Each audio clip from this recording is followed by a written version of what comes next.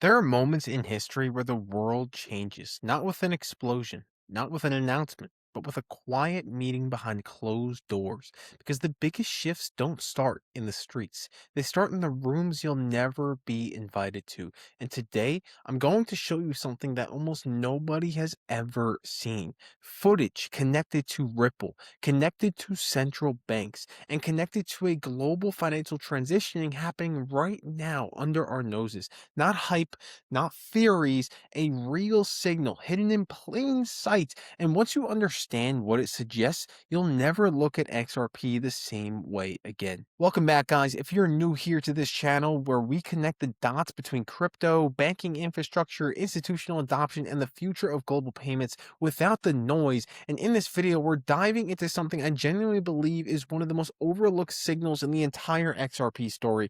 Why do central banks keep on showing up in the same exact rooms, talking about the same exact problems, and circling around the same exact solution? Because here's the truth: the global financial system isn't quote unquote broken, it's just outdated. It's like, trying to stream 4K video using dial up internet. And when the pressure gets high enough, systems don't upgrade politely, they actually get replaced. So let me paint the scene for you guys here. This footage didn't go viral, it didn't trend on YouTube, it didn't get clipped 1,000 times on social media. It sat quietly, like almost invisible, like an old photograph locked in a drawer. But the moment you actually watch it, you realize something. This wasn't filmed with some random crypto meetup. This wasn't like an influencer panel. This was the type of room where the air feels different, where the people speaking don't need to impress you, because honestly, they're not selling you anything. They're discussing infrastructure. They're discussing pain points, and most importantly, guys,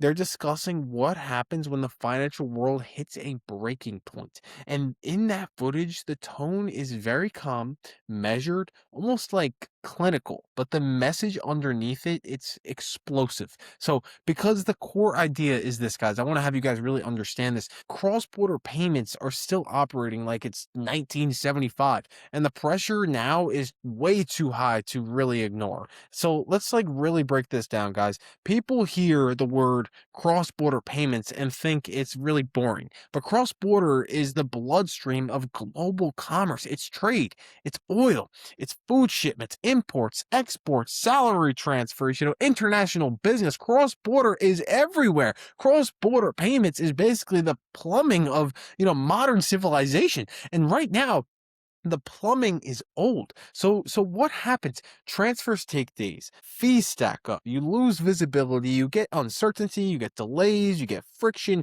And in a world moving at the speed of light, so much going on, 8, 9 billion people in the world, that delay is a weakness. In ancient Rome, one of the reasons, Rome became Rome was roads. It was not armies. It was not speeches. It was roads. Because if you control the roads, you control trade. You control the movement of where everyone is going, you control the empire. So today, these quote unquote roads are payment rails. They're simply payment rails. That is what the power is. That is where the control will be. And that is exactly what, these central banks are realizing the same thing Rome realized many, many years ago. If your infrastructure cannot scale, your power cannot scale. And these guys want power. Imagine you're sending a package to someone across the world, right? And you drop it off, and then you get no updates, no tracking number from, the shipping company, no status, no clarity. You're just hoping it just arrives. That's basically international payments today. There's nothing to provide. But banks are still chasing payments with phone calls and messages like, "Did it arrive? Can you confirm?" "Oh, we're checking." And like, meanwhile, the customer sits there wondering, where is my money?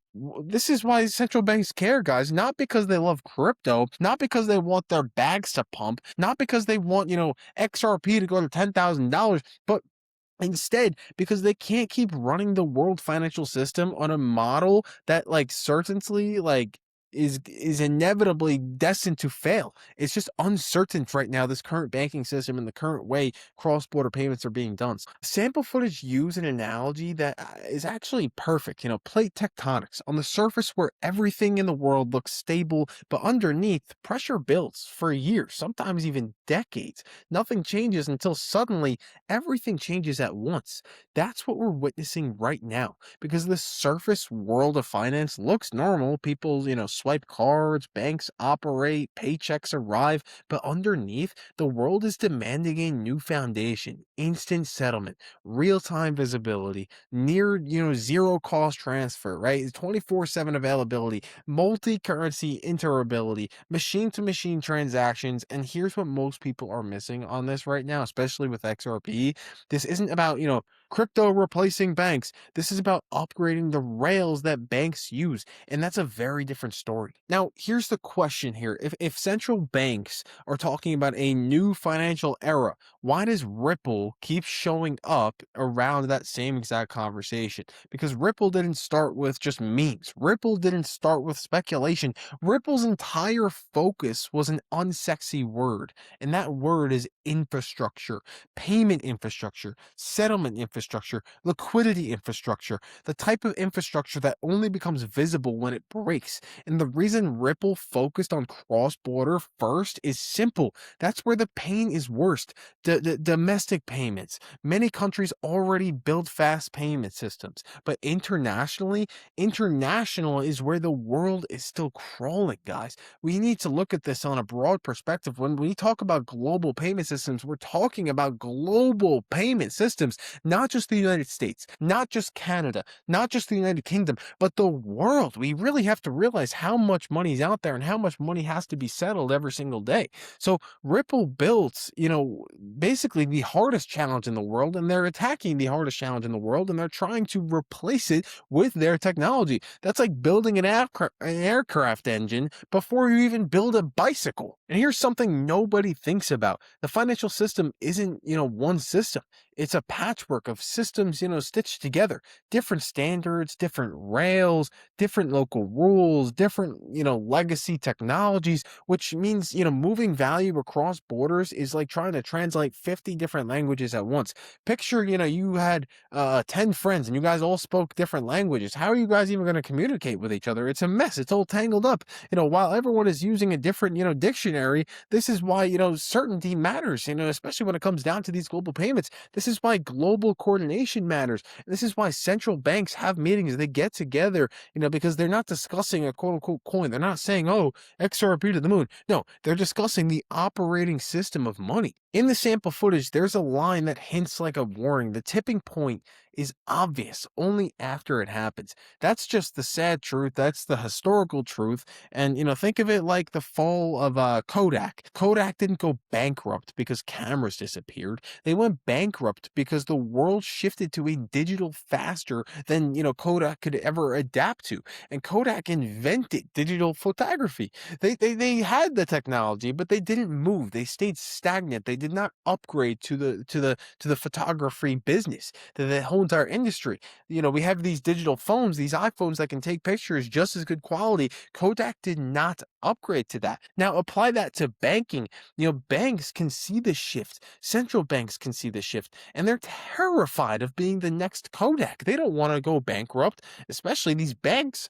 That would be a nightmare for them to go bankrupt, because if you're still running on this old system and someone else turns on the new system, you don't get to catch up later. You already get erased. You're done. So there's like a silent war going on in finance right now. Speed versus tradition. The traditional world says, oh, we've always done it this way, we'll keep doing it this way, and it is what it is. The new world says, cool, but the world doesn't care. There's better ways to do this, and that's why this is bigger than technology. This is evolution. This is a revolution. And evolutions don't negotiate with each other. It selects, it adapts, or you could just become irrelevant. Now let me tell you a story, because sometimes a story makes the truth a lot easier to see. Imagine three people. One is a infrastructure architect, one is a historian on financial systems, one is a bank executive who's starting to really feel the pressure.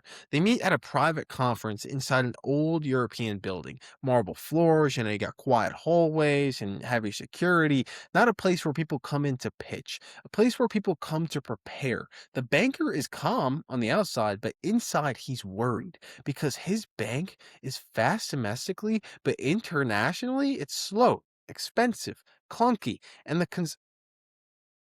And the customers are starting to notice. The architect looks at him and says, "You're not competing with other banks anymore." The banker basically replies and says to him, "Then who am I competing with?" And the architect says, "Everyone. You're competing with everyone. Tech companies, payment platforms, global apps, alternative networks." The historian leans in and says, "This has happened before." And the banker says, "When has this happened?" The historian will basically respond to him and say, "Every time the world changes its infrastructure." The historian explains when shipping changed, the trade empires changed, when railroads expanded, continents changed, when telegraphs connected nations, wars changed, when the internet arrived, everything changes. And this is exactly what's going on right now. And money is following the same exact pattern, guys. Money is becoming data. In the same way the internet connected information, the next shift will connect value, an internet of value. That is exactly what Ripple is trying to build. But the concept is very simple. If information can move instantly, value must move instantly too. Otherwise, the system breaks. People think instant payments are about, convenience. They're not. They're about risk because time delay creates uncertainty and uncertainty creates risk. The longer money floats in limbo, the more vulnerability exists. Fraud risk, counterparty risk, settlement risk, liquidity risk. Instant settlement eliminates the basically like the in-between zone, and that's why institutions want in, not for fun, but instead for survival. Now let's address the elephant in the room. Where does XRP come into this? XRP's potential narrative has always been tied to one core utility: bridging value quickly, globally, and efficiently, not replacing banks.